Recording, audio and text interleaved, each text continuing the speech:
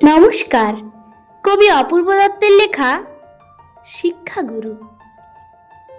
আমি যখন রোজ বিকেলে আঁকার খাতা নিয়ে আপন মনে ছবি আঁকি রং পেন্সিল দিয়ে, তখন আমার চোখের সামনে উঠোনে চারপাশে র্যাপিড বইয়ের 22 পাতার সেই ছবিটা ভাসে।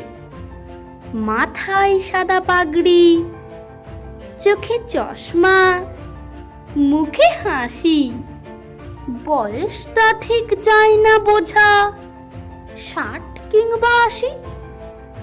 আঁকার পরে বাবার কাছে তার কথা রোজ শুনি।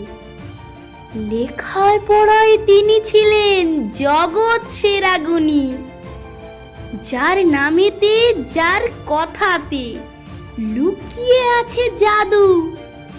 তিনি হলেন সর্বপল্লী রাধাকৃষ্ণায়ন দাদু।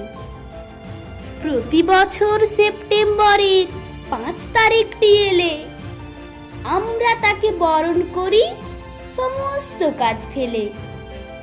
মা বলেছেন তিনি হলেন শিক্ষকদের গুরু। তাকে প্রণাম করে আমার সকল কাজের শুরু। নমস্কার।